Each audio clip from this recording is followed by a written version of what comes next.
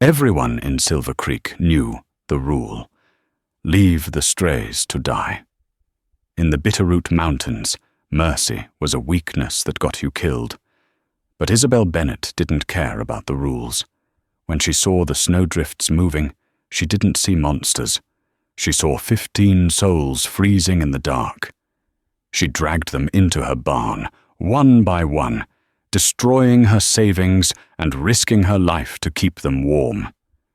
She thought she was just saving a pack of wild dogs. She had no idea that the massive black wolf watching her every move wasn't a pet. He was Caleb Sterling, the Alpha King, and she had just saved the most dangerous predator on Earth. The winter of 2023 in Montana was the kind that broke records and buried secrets. The weatherman on the radio had been screaming about a polar vortex for 3 days, but for Isabel Bennett, it was just another Tuesday of freezing her fingers off at the Paws and Claws veterinary clinic. Isabel was an omega. In the hierarchy of the shapeshifter world, that meant she was invisible. She wasn't fast, she wasn't strong, and she certainly wasn't rich. At 23, she lived in a drafty farmhouse on the edge of the territory belonging to the Blackwood Pack, a piece of property she had inherited from her grandmother and barely managed to keep away from the bank. "Isabel, quit daydreaming and mop up exam room 3. The sharp voice of Dr. Evans snapped her back to reality. "On it," Isabel muttered, grabbing the bucket. She kept her head down. That was the Omega survival strategy. Eyes down, mouth shut, work hard. It was nearly 8:00 p.m. when she finally clocked out. The wind was howling like a banshee, rattling the windows of her rusted Ford pickup truck as she navigated the treacherous roads leading out of town. The snow was coming down in thick, blinding sheets. She was 2 miles from her driveway when she saw it. At first, it looked like a landslide. A massive mound of darkness disrupted the pristine white of the ditch. Isabel slowed down, her headlights cutting through the storm. Her wolf spirit, usually dormant and quiet, gave a sharp tug in her chest. "Stop." She slammed on the brakes, the truck fishtailing before coming to a halt. "You're an idiot, Isabel," she whispered to herself, grabbing her flashlight. "It's probably just a fallen tree." She stepped out into the biting cold, the wind instantly stinging her cheeks. She trudged through the knee-deep snow toward the ditch. As she got closer, the metallic scent of blood hit her nose, sharp, hot, and overwhelming. It wasn't a tree, it was a massacre. Lying in the ditch, half buried in the snow, were wolves, massive timber wolves, far larger than the natural wildlife, shifters. There were so many of them, a tangled mess of fur and limbs. They weren't moving. "Oh God," Isabel gasped. She slid down the embankment, falling to her knees beside the closest one, a grey wolf with a nasty gash across its flank. She pulled off her glove and pressed her hand to its side. Faint warmth, a slow, thready heartbeat. They were alive. Barely. She shone the light further. She counted 5, 10, 15. 15 massive wolves. They were all unconscious, their breathing shallow, their fur matted with ice and blood. They looked like they had been dropped here, discarded like trash. Panic rose in her throat. This was Blackwood territory. If Alpha Gareth found 15 rogue wolves on his land, he wouldn't help them. He would execute them on sight. The law was clear. Intruders died. Isabel looked at the grey wolf, then at the others. They were dying. If she left them, the frostbite would take them by morning. If she helped them, she was committing treason against her local alpha. "I can't believe I'm doing this," she hissed. She ran back to her truck, dropped the tailgate, and grabbed the tarp she used for hauling hay. It took her 3 hours. 3 hours of grueling, back-breaking labor in 20 below weather. She couldn't lift them, so she had to drag them, one by one, onto the tarp and hoist them into the truck bed. She had to make 3 trips back and forth to her barn, praying no one drove by. The last wolf was the largest. He was jet black, darker than the night around him, with a chest as broad as a barrel. Even unconscious, he radiated a terrifying power. When Isabel grabbed his front paws to pull him onto the tarp, a spark of static electricity shocked her fingers. He was heavy, dead weight, and Isabel was sobbing with exertion by the time she got him into the back of the truck for the final trip. Her muscles screamed, her hands were raw and bleeding, but she got him in. She drove the final load into her barn, slammed the heavy wooden doors shut, and collapsed against a hay bale. The barn was insulated, but barely. It smelled of old straw and now the copper tang of wolf blood. 15 wolves. She stood up, her legs shaking. She turned on the heat lamps she used for the chickens in the spring. It wasn't enough. She ran to the house, stripping the blankets off her own bed, the spare bed, and the couch. She hauled them to the barn, draping them over the shivering bodies. She spent the rest of the night moving between them, cleaning wounds with the stolen medical supplies she kept in her truck, and forcing water down their throats with a turkey baster. Around 4 am, she reached the large black wolf. He was separated from the others, lying in the corner. As she reached out to check the dressing she'd put on a deep puncture wound on his shoulder, his eyes snapped open. They were gold, not the muddy yellow of a normal shifter, but molten, burning gold. Isabel froze.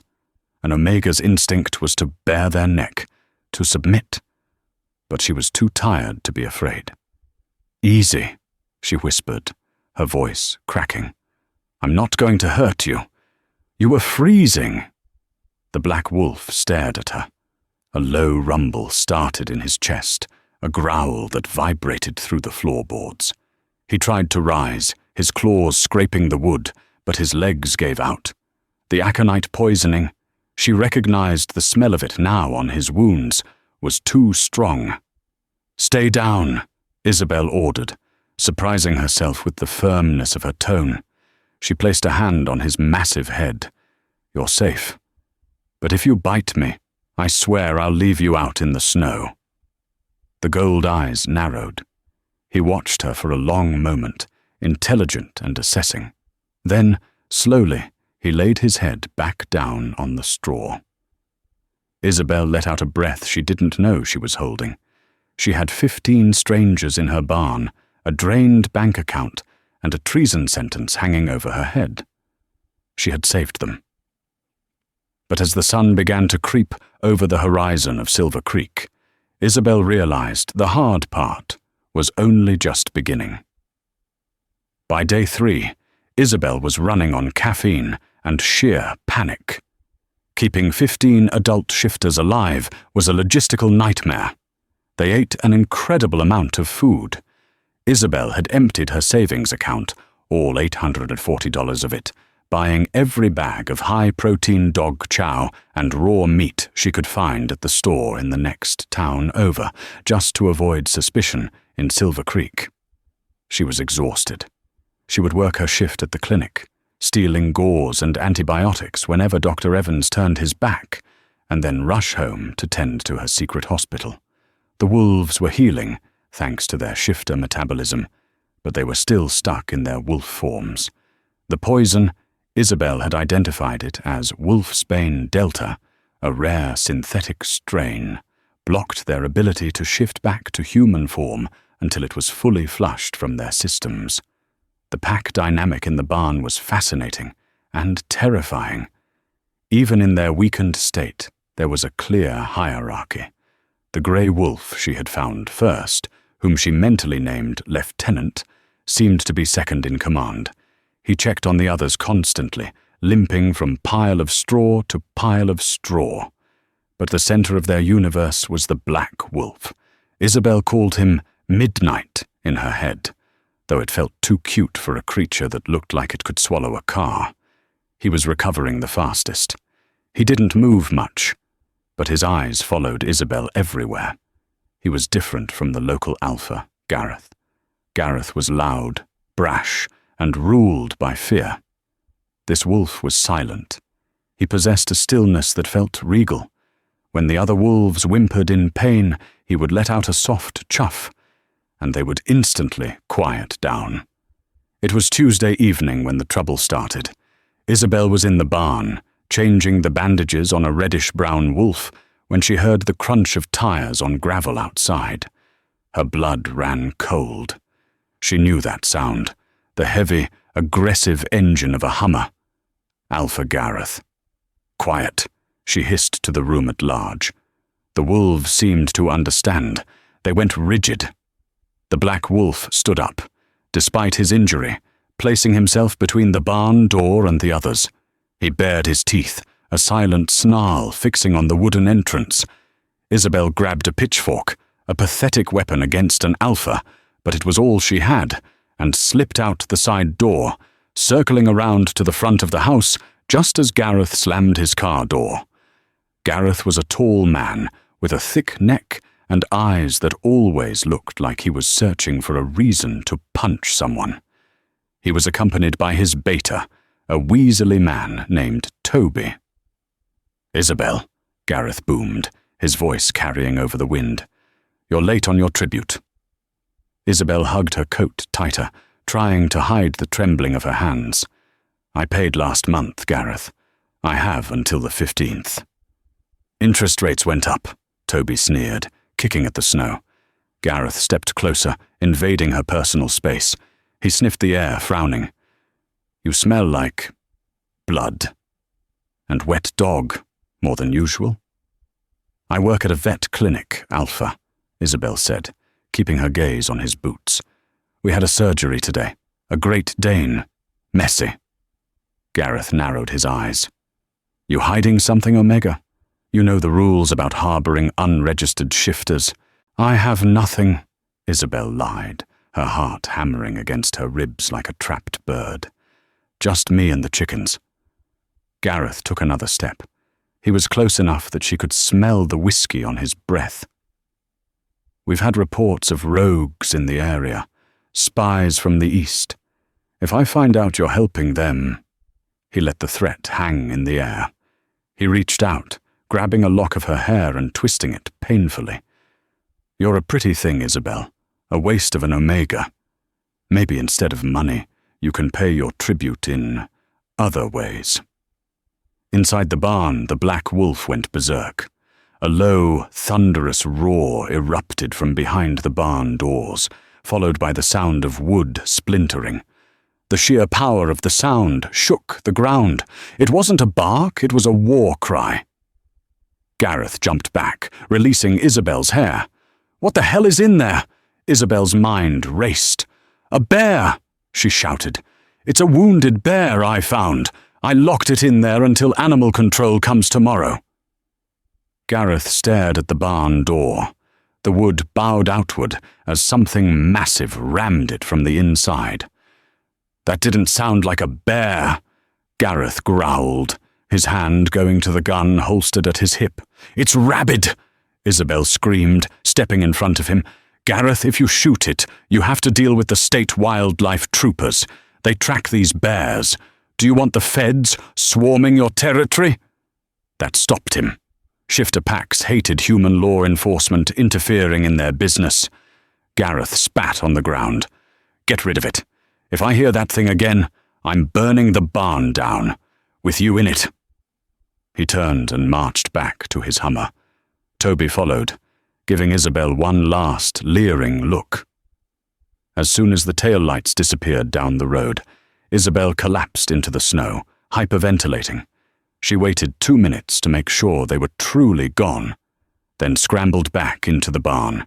The black wolf was standing at the door, his fur bristling, his lips pulled back to reveal teeth the size of daggers. He had almost broken through the reinforced oak. "You idiot!" Isabel yelled at him, tears streaming down her face. She was shaking from the adrenaline dump. "You almost got us all killed. He would have shot you." The black wolf stopped growling. He looked at her. Then, at the red mark on her scalp where Gareth had pulled her hair. His ears flattened. He limped toward her. Isabel braced herself, but he didn't attack. He stopped inches from her, towering over her small frame. Slowly, deliberately, he lowered his massive head and pressed his wet nose against her cheek, right where a tear was falling. It was an apology. Isabel wrapped her arms around his thick neck, burying her face in his fur. She sobbed, the stress of the last 3 days finally breaking her.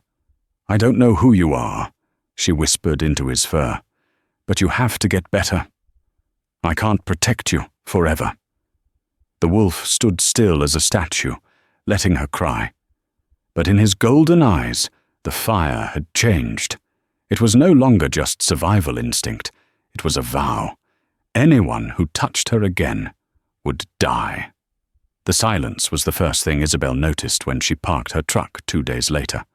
Usually, by the time her tires hit the gravel driveway, she could hear the restless pacing of the wolves inside the barn. 15 apex predators in an enclosed space created a specific kind of noise. The scratch of claws on wood, the low thrum of growls, the rustle of straw. But today, the farm was dead quiet. Isabel's heart hammered against her ribs. Gareth, had he come back? Had he burned the barn down while she was at work? She scrambled out of the truck, slipping on a patch of ice, and sprinted toward the barn doors. She didn't bother with a weapon this time. If Gareth had found them, a pitchfork wouldn't save anyone. She threw the heavy doors open, breathless.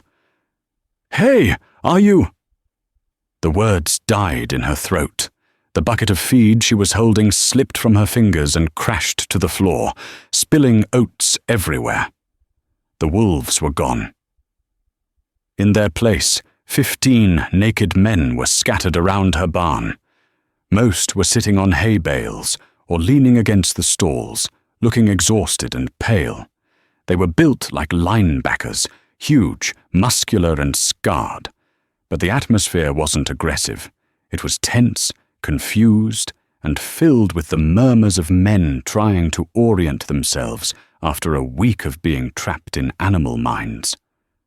"The girl," a deep voice rumbled. "She's back." The men went silent. They all turned to look at the far corner of the barn, the spot where the black wolf had claimed his territory. A man was standing there. He was pulling a horse blanket around his waist, his movements stiff but commanded, with an effortless grace.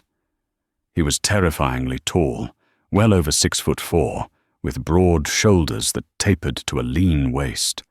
His hair was black and messy, falling over his forehead, but it was his eyes that stopped Isabel's heart. Molten gold, the same eyes that had watched her for days. He stepped into the light of the heat lamp. His face was hard, with a strong jawline covered in a week's worth of dark stubble. A jagged, healing scar ran across his chest, the remnants of the wound she had stitched up herself. "You," Isabel whispered. The man walked toward her. The other men lowered their heads as he passed, a gesture of absolute submission. He stopped 3 feet from her, close enough that she could feel the heat radiating off his skin. The air in the barn crackled with his pheromones, a scent of cedar, rain, and raw power that made Isabel's knees weak. "I owe you a debt, Isabel Bennet," he said. His voice was a rich baritone, smooth and dangerous. Isabel blinked, trying to keep her eyes on his face and not on the expanse of bare chest in front of her. "You know my name." "I heard everything while I was in the grey," he said. "I heard you fighting for us. I heard you pleading with that filth, Gareth." He extended a hand. It was large, the knuckles rough. "I am Caleb," he said simply. "And these are my men." Isabel stared at his hand, then up at his face. The name Caleb echoed in her mind. It was a common name, but the way he said it carried the weight of a title. "Just Caleb?" she asked, her voice trembling slightly. A corner of his mouth ticked up. For now. Just Caleb. Isabel took his hand. His grip was warm and firm, engulfing hers. When skin touched skin, a jolt of electricity shot up her arm, stronger than the static she'd felt on the first night. Caleb stiffened, his pupils dilating rapidly, swallowing the gold iris. He didn't pull away. He held her hand a second too long, his thumb brushing over her pulse point. "We have a problem, Isabel," a man with sandy blonde hair called out from a hay bale. It was the grey wolf, the lieutenant. "We're human again, which is great. But we're 15 naked guys in a barn in the middle of winter, and we're starving." Isabel pulled her hand back, her cheeks burning. "Right. Clothes. Food." She looked around the barn, assessing the situation. I don't have men's clothes. My dad died 10 years ago. I gave everything away." Caleb looked at her, his gaze intense. "We don't need fashion, we need cover." "I have some old coveralls in the shed," Isabel said, her brain finally kicking into gear. "And blankets. I can make a stew. A lot of stew." "We will help," Caleb said. He turned to the men. "Liam, take 2 men, secure the perimeter. Use the wolf form if you have to, but keep out of sight. Jackson, check the others for lingering poison effects. The rest of you help her." "Sir," the men chorused. It wasn't a request. It was a military order. As Isabel turned to head back to the house to raid her pantry, Caleb fell into step beside her. He had wrapped the horse blanket securely like a kilt. Despite the absurdity of the outfit, he looked like a warrior king from a history book. "You are an Omega," Caleb stated, not asking. They were walking across the snowy yard toward the house. "Yes," Isabel said, looking down. "Lowest of the low, I know." Caleb stopped walking. He reached out, grabbing her chin gently and tilting her head up. "Look at me." Isabel met his gaze. "You dragged 15 fully grown alpha males out of a blizzard by yourself," Caleb said, his voice low and fierce. "You defied a territorial alpha to his face to protect strangers. You starved yourself to feed us." His thumb traced her jawline. "There is nothing low about you, Isabel. You have the heart of a queen, and I do not let insults to my kin stand." Isabel felt tears prick her eyes. No one had ever spoken to her like that. She was used to being invisible, used to being the doormat of the pack. "Why were you in the ditch, Caleb?" she asked softly. "Who did this to you?" Caleb's expression darkened. The warmth vanished, replaced by a cold, calculating rage. "Traitors," he said. "We were ambushed. They used a chemical agent to force the shift and paralyze us. They thought the cold would finish the job. They wanted it to look like an accident." "Who?" "People who want my seat," Caleb said cryptically. He looked at the farmhouse, then back at her. "We are in danger here, Isabel.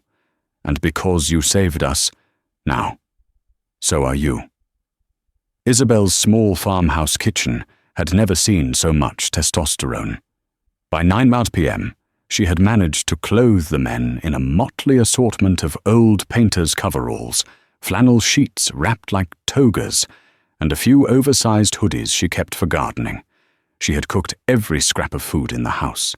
10 pounds of potatoes, 5 bags of frozen vegetables, and the last of the venison in the deep freeze were bubbling in 3 massive pots on the stove. Caleb sat at the head of her small wooden table. He was wearing the largest pair of coveralls, which were still tight across his shoulders, the sleeves ending at his forearms. Despite the ill-fitting clothes, the room revolved around him. Liam, the lieutenant, sat to his right. He was using a napkin to draw a map on the table. "We are here," Liam said, pointing to a grease spot. "Silver Creek, Blackwood Pack territory. Alpha Gareth is a moderate, but he's easily bought. If the insurgents know we're alive, Gareth is the first person they'll call." "We have no comms," Another man, a scowling enforcer named Jax, grunted. Phones were destroyed in the ambush. We can't signal the capital without alerting the local towers. Isabel was standing by the stove, stirring the stew. She listened, trying to piece it together. Capital? Insurgents? These weren't just random rogues. Capital? Isabel asked, turning around. You guys talk like you're the military. The room went silent. The men looked at Caleb. Caleb sighed, rubbing his temples. He looked at Isabel. Isabel, come here. She walked over, wiping her hands on a dish towel. Caleb pulled out the chair next to him. Sit. She sat. Being this close to him was distracting. He smelled like winter air and soap. Her soap. Have you ever seen the Alpha King? Caleb asked. Isabel laughed nervously. The king? No. He lives in the Citadel in New York. He doesn't come to Montana. I've seen pictures on the news, but... She trailed off. She looked at Caleb's face, the strong jaw, the gold eyes. She mentally removed the stubble and the bruises. She pictured him in a suit, standing at a podium. Her eyes went wide. The blood drained from her face. Oh my God, she whispered. She started to scramble out of her chair to kneel, the instinct ingrained in every wolf since birth. Your Majesty, I treated you like a dog, Caleb's hand shot out, gripping her forearm to stop her. Isabel, stop. But you're the king, she stammered. Caleb Sterling, the alpha of alphas. Here, I am just a man without a phone, Caleb said dryly, and you are the woman who saved my life. You do not kneel to me. Not ever. He released her arm, but his gaze held her pinned. We were on a diplomatic tour. My general, a man named Holloway, betrayed us. He poisoned our transport. He thinks I'm dead. If he finds out I'm alive before I can return to the Citadel and expose him, he will send an army to burn this entire town to the ground to get to me. Isabel swallowed hard. So what do we do? We need a phone, Liam said. A secure landline. Cell signals can be triangulated. The clinic, Isabel said instantly. My vet clinic has a landline in the back office. It's old-school copper wire. Dr. Evans is too cheap to upgrade to digital. Caleb nodded. Good. We move tonight. Wait, Isabel said. You can't just walk into town. You're huge, and there are 15 of you. And you, she pointed at Caleb, are the most famous shifter in the world. She's right, Liam said. If anyone sees the king, Holloway will know within the hour. I'll go, Caleb said. Alone, with Isabel. Too dangerous, sir, Jax argued. You're still recovering. I am fully healed, Caleb lied. Isabel saw the slight wince when he shifted in his chair. He wasn't healed, but he was too proud to admit it. I will go as a wolf. Isabel will drive.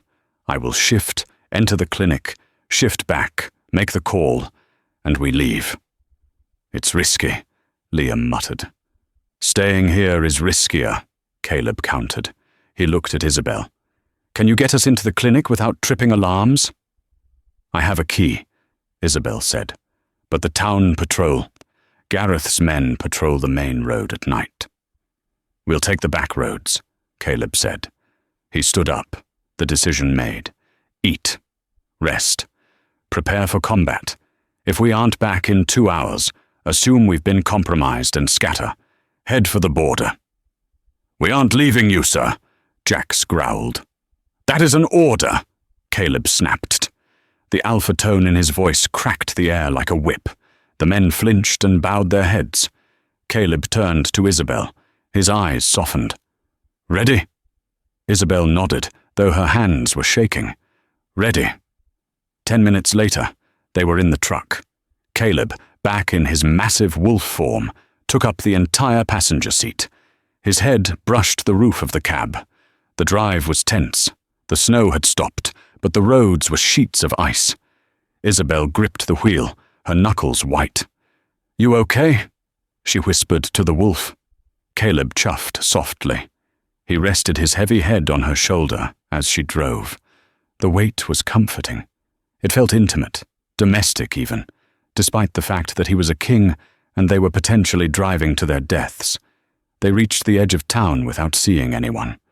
Isabel killed the headlights and coasted into the alley behind the Paws and Claws clinic. "Okay," she whispered. "Coast is clear." She opened the passenger door. Caleb leaped out, landing silently in the snow. He shimmered, bones cracking and rearranging, and a moment later, Caleb the man stood there, naked and shivering in the biting wind. Isabel quickly handed him the bundle of clothes she'd brought, a pair of coveralls and a heavy coat. He dressed in seconds. She unlocked the back door. The clinic smelled of antiseptic and bleach. "Phone is in the back," she whispered. They crept through the dark hallway. Isabel felt Caleb close behind her, his hand resting lightly on the small of her back. It felt like a brand. She opened the office door and pointed to the phone on the desk. Caleb picked up the receiver. He dialed a number from memory. Isabel stood by the window, watching the alley. Her heart was thumping so loud, she was sure Gareth could hear it from his house 3 miles away. "It's Sterling," Caleb said into the phone, his voice low and commanding. "Verification code Alpha 9 Zulu Echo. Yes, I'm alive. Holloway is a traitor. Lock down the Citadel. I'm coming home." He listened for a moment. "I need extraction. Coordinates." He looked at Isabel. "What is this town?" "Silver Creek, Montana," she whispered. "Silver Creek, Montana. But not yet. I have baggage." He looked at her, his eyes burning. "I need a secure team, loyalists only. 2 hours." He hung up. "It's done," he said. "The Royal Guard is inbound. Choppers will be here by dawn." Isabel let out a breath. "We did it." Suddenly, the floodlights outside the clinic blinded them. "Well, well, well," a voice boomed over a loudspeaker. "Looks like the little Omega found herself a boyfriend." Isabel froze. It was Gareth. Caleb moved instantly, shoving Isabel behind him. He didn't look afraid. He looked bored. "Stay behind me," Caleb murmured, "and cover your eyes." "Why?" Isabel asked, terrified. "Because," Caleb said, his voice dropping an octave as the change began to take him again. "I'm about to show this pup why I am the king." The back door kicked open. Gareth stood there with 3 of his enforcers. They were holding shotguns. "Hands where I can see them," Gareth shouted. He peered into the dark office. "Who are you? You're trespassing on Blackwood land." Caleb stepped into the light. He wasn't shifting yet. He just stood there, hands at his sides, looking at Gareth with an expression of utter contempt. "You must be Gareth," Caleb said. "I've heard you like to threaten women. Specifically, this woman." Gareth sneered. "Who the hell are you?" Caleb smiled. It wasn't a nice smile. It was the smile of a predator who had just trapped its prey. "My name is Caleb Sterling," he said calmly. "And you are sitting in my chair." Gareth's eyes went wide. The color drained from his face. "The king?" "Kneel," Caleb commanded. The word hit the room like a physical shockwave. It was an alpha command, fueled by royal blood. Gareth's knees buckled. He fought it, his face turning red, veins popping in his neck, but the power was too absolute. He slammed onto his knees. His enforcers dropped their guns and fell to the floor, whining like puppies. Caleb walked forward, stepping over the shotgun. He stopped in front of Gareth. "You touched her," Caleb said softly. "You pulled her hair. You threatened to burn her alive." "I didn't know," Gareth wheezed, unable to look up. "Mercy, my king. I didn't know she was yours." Caleb looked back at Isabel. She was standing in the doorway, trembling, watching the most powerful man in the world bring a tyrant to his knees with a single word. "She isn't just mine," Caleb said, his voice ringing with finality. She is the savior of the crown. And you—" Caleb's eyes turned completely gold. "You are relieved of your command." Gareth was still on his knees, panting, sweat beading on his forehead despite the freezing temperature of the clinic office. The Alpha Command had stripped him of his will, leaving him shaking like a leaf. Caleb stood over him, his expression stone cold. He reached into Gareth's pocket and pulled out a buzzing cell phone. The screen flashed a name, Holloway. Caleb's eyes narrowed. He looked at Isabel, then answered the phone, putting it on speaker, but staying silent. "Gareth," a crisp, irritated voice came through the line. "Report. My trackers show a communication spike from the local tower. Did you find the strays?" Caleb didn't speak. He just breathed, a low, menacing growl vibrating in his chest. There was a pause on the other end. Then a short, sharp intake of breath. "Sterling, you're alive." "I am," Caleb said, his voice a low rumble. "And I know what you did, Holloway." "A pity," Holloway replied, his tone shifting from surprised to bored. "I was hoping the frost would save me the ammunition. But no matter, I have a strike team 10 minutes out. Enjoy your last night on Earth, Your Majesty." The line went dead. Caleb crushed the phone in his hand, plastic and glass shattering. He looked at Isabel. "We have to go, now." "What about him?" Isabel pointed at Gareth, who was still kneeling, eyes wide with terror. "If he moves, he dies," Caleb said to Gareth's enforcers, who were huddled in the corner. "If he speaks, he dies. If he leaves this room before sunrise, he dies." The enforcers nodded frantically. They knew better than to disobey a royal command. Caleb grabbed Isabel's hand, and they sprinted out the back door.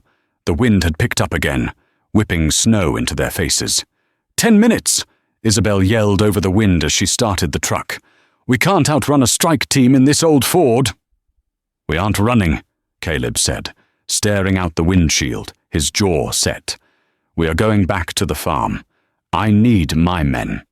If we run, Holloway hunts us down one by one on the highway. If we stand, we have a chance." The drive back to the farmhouse was a blur of adrenaline. Isabel pushed the truck to its limit, the tires skidding on black ice. Caleb sat silently, his hand resting on her knee, grounding her.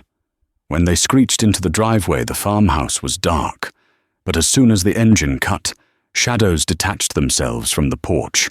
Liam and Jax were there instantly, pulling the doors open. "Sir?" Liam asked, seeing Caleb's grim expression. "We are compromised," Caleb said, stepping out. "Holloway is incoming. ETA 5 minutes. Hostiles confirmed." The atmosphere in the yard shifted instantly.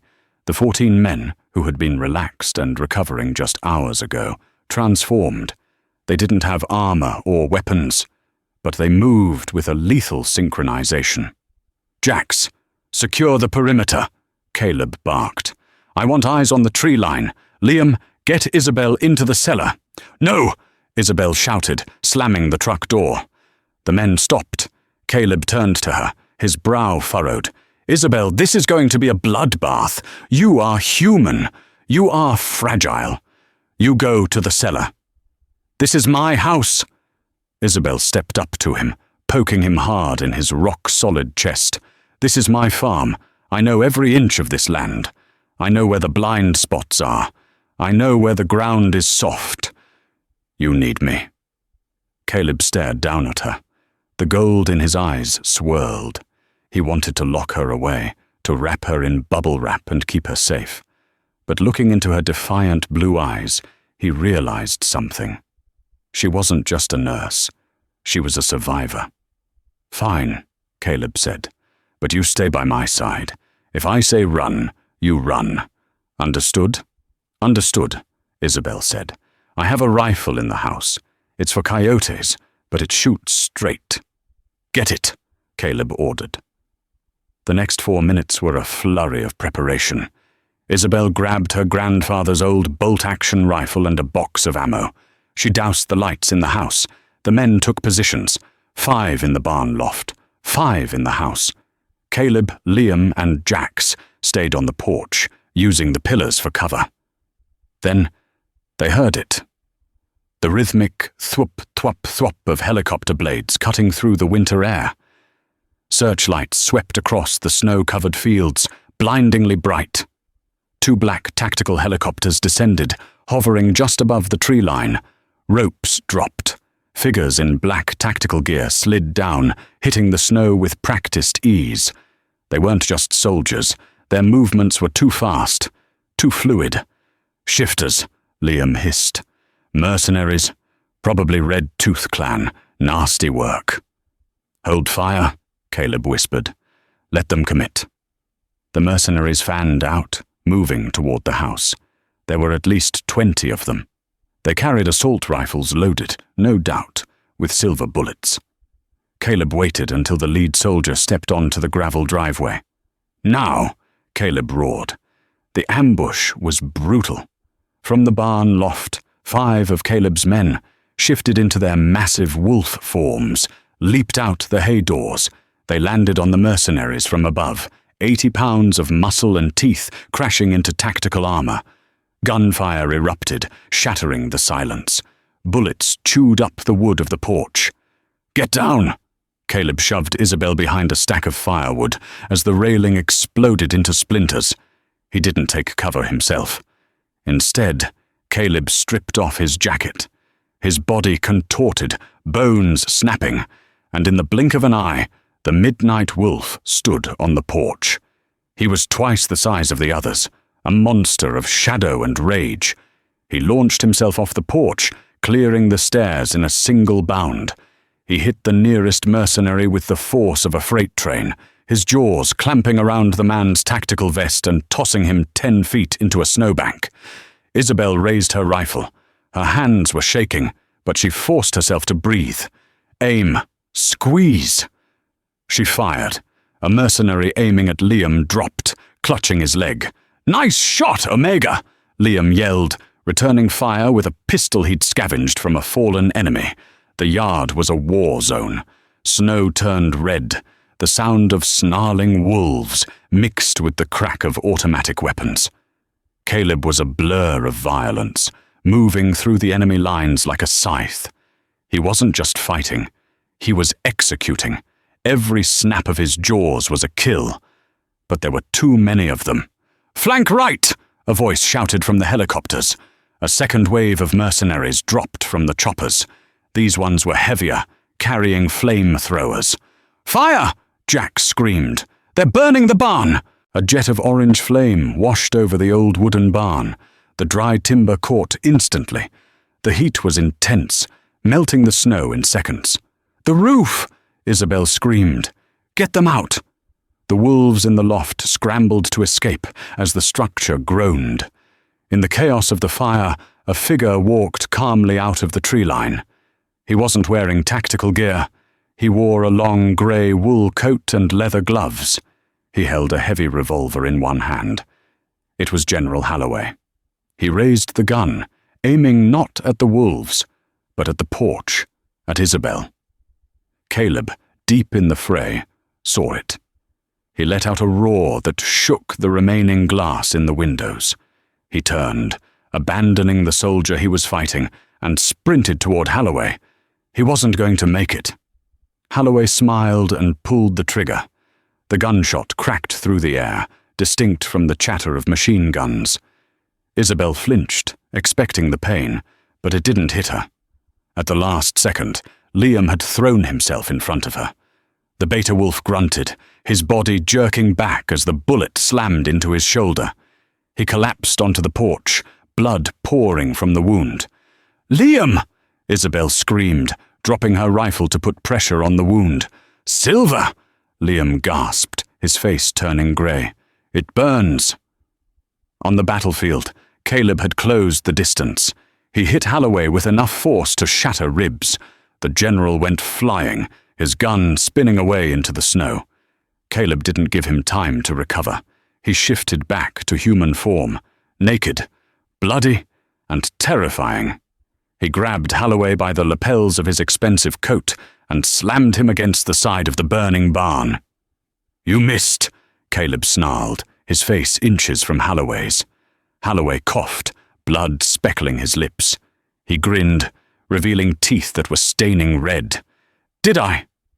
Look at your pack, Sterling. They're burning. You can't save them all?" Around them, the battle was turning. The fire was spreading to the house. Caleb's men were tiring, outnumbered 2-1. The mercenaries with the flamethrowers were advancing. Caleb looked at Isabel on the porch, desperately trying to stop Liam's bleeding. He looked at his men, fighting tooth and nail against overwhelming odds. "Surrender," Holloway wheezed. "Surrender and I'll let the girl live. Refuse and I burn her first." Caleb froze. The king's duty was to his people, but his heart was currently pressing a towel to a bullet wound on the porch. "Don't do it, Caleb," Isabel shouted. Her voice cut through the noise. She looked up, her hands covered in Liam's blood. "Don't you dare surrender to him! He's a liar!" Holloway reached into his coat pocket. Caleb tightened his grip on Holloway's throat, but the general was fast. He pulled out a syringe, bright blue liquid, Wolfsbane Delta, the concentrate. He jammed it into Caleb's neck. Caleb roared in agony, his grip loosening. The poison flooded his veins instantly, far more potent than the initial dose. His legs gave out. He fell to his knees, gasping, his vision blurring. Holloway straightened his coat, kicking Caleb in the stomach. Caleb crumpled to the snowy ground. "Pathetic," Holloway spat. "The great Alpha King, brought down by a woman and a needle." Holloway picked up a discarded assault rifle from a dead mercenary. He walked over to Caleb, aiming the barrel at his head. "Goodbye, Your Majesty." Isabel watched in horror. Her rifle was out of reach. Liam was unconscious. She scanned the porch. Nothing but firewood and... Her eyes landed on the medical bag she had brought from the truck. Inside was the euthanasia solution she used for horses. Pentobarbital, lethal in high doses. But she couldn't get to Holloway. He was 50 feet away. Then she saw it. The tranquilizer gun. She had left it on the porch railing when she unloaded the truck. It was loaded with a dart meant for a 2,000-pound enraged bull. Isabel grabbed the dart gun. It was heavy. The scope cracked. Holloway's finger tightened on the trigger. Isabel didn't hesitate. She didn't breathe. She raised the gun, compensating for the wind, just like her father taught her. Thwip. The dart flew silently through the air. It hit Holloway in the neck, right between his coat collar and his hairline. Holloway slapped his neck, confused. He looked at the orange feathery dart sticking out of his skin. He looked at Caleb. Then he looked at the porch. Isabel stood there, the gun still raised, her eyes blazing with a fury that matched any alpha. "That," Isabel shouted, "was for my barn." Holloway tried to speak. He tried to pull the trigger, but the drug was designed to drop a charging bull in 10 seconds. For a human, even a shifter, it was instantaneous. His eyes rolled back in his head. The rifle slipped from his numb fingers. He swayed, taking one step back, and then collapsed face first into the snow, motionless. The mercenaries, seeing their paymaster drop, hesitated. Caleb fought through the poison, the sight of Isabel defending him. The scent of her fearlessness triggered something primal in his blood that no poison could suppress. He forced himself to his feet, swaying. He looked at the mercenaries. His eyes were no longer just gold. They were glowing with a white-hot intensity. "Leave!" Caleb bellowed. The Alpha command was so powerful it physically cracked the frozen mud of the driveway. "Or die where you stand." The mercenaries didn't need to be told twice. Their leader was down, the barn was an inferno, and the Alpha King was standing up. They broke rank. They ran for the helicopters, dragging their wounded. Within moments, the choppers lifted off. disappearing into the night, leaving behind the burning barn and the silence of the aftermath. Caleb stood swaying for a moment longer, watching them go. Then the adrenaline crashed. "Caleb!" Isabel sprinted off the porch, skidding in the snow. She caught him just as he fell. They collapsed together in the snow, the heat of the burning barn warming their backs. Caleb looked up at her, his vision swimming. He reached up, his bloody hand cupping her cheek. "You!" he rasped, a small pained smile touching his lips. "You shot him." "I told you," Isabel sobbed, tears cutting tracks through the soot on her face. "I'm not just an Omega." "No," Caleb whispered, his eyes closing as unconsciousness finally took him. "You are my queen." 3 days later, Caleb woke up in the royal suite of the Citadel Hospital. The first thing he saw wasn't the silk drapes or the gold-trimmed walls, but Isabel, curled up in a chair, wearing his oversized flannel shirt. "You're alive," she whispered, rushing to his side. "It takes more than poison to kill a king," Caleb rasped, gripping her hand, especially when he has a reason to live. But as Caleb recovered, reality set in. Isabel was a farm girl from Montana. Caleb was the ruler of the shifter world. 1 month later, at the winter solstice gala, that divide felt wider than ever. The ballroom was a sea of diamonds and judgment. Isabel stood by a pillar, feeling suffocated in a silk gown Caleb had bought her. "He looks regal, doesn't he?" Isabel turned to see Councilwoman Pierce, a high-ranking alpha with a shark-like smile. "He needs a queen, dear." "Not a stray," Pierce sneered, pressing a check into Isabel's hand. $5 million. "Leave tonight?